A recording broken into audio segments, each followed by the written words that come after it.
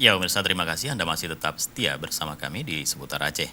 Pemirsa, sejak 3 bulan terakhir, proses pendidikan dan pembelajaran dalam lingkungan pesantren atau dayah di Aceh berjalan dengan normal. Namun penerapan protokol kesehatan menjadi syarat mutlak yang harus dipatuhi setiap pihak dalam lingkungan pesantren dan dayah.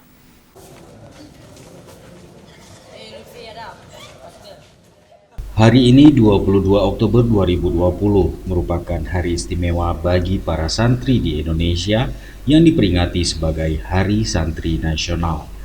Namun peringatan tahun ini dalam suasana keprihatinan karena Indonesia masih dilanda pandemi COVID-19.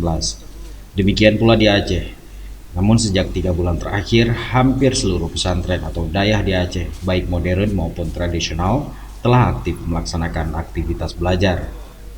Hal ini disebabkan keinginan para santri yang ingin menuntut ilmu serta tidak lepas dari kerjasama semua pihak dalam bentuk komitmen tetap mematuhi penerapan protokol kesehatan. Mencuci tangan, memakai masker, dan menjaga jarak menjadi hal utama yang harus dipatuhi para santri dan dewan pengajar. Selain itu, orang tua wali santri telah diminta komitmen untuk tidak sering mengunjungi anak mereka dan hanya diperkenankan bertemu setelah melalui pemeriksaan kesehatan standar.